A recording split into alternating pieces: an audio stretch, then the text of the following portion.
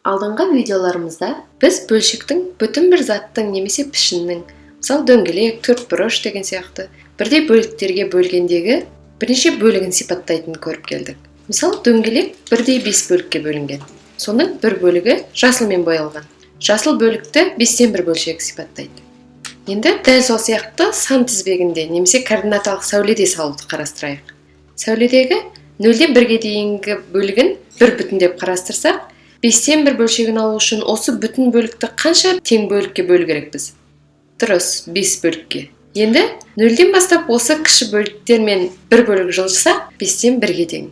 Демек, біз бөлшектерді де сан деп қарастыра аламыз. Сол себепті олар да координаталық сәуледе салынады.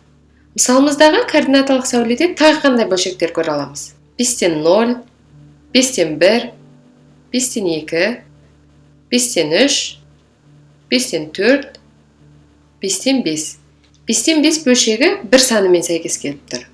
5-тен 5 бөлшегі бүтін бір санын сипаттайтын бізге алдыңғы видеодан да мәлім. Және сәйкес дөңгелекте де оны көре аламыз. Тағы бір мысал, берілген сәуледегі қызылмен белгіленген қандай бөлшек екенін тауып көрейік. 0-ден 1-ге дейінгі бөлік теңдей 8 бөлікке бөлінген, ал қызыл нүкте сол бөліктердің 0-ден бастағанда 5-шісі. Яғни бөлшек 8-ден 5-ге тең. Ал енді саған тапсырма. Видеоны паузаға қойып, бөлшектердің координаталық сәуледегі мәнін тауып көр. Жауабыңда шыққан бөлшектер одан әрі қысқара ма?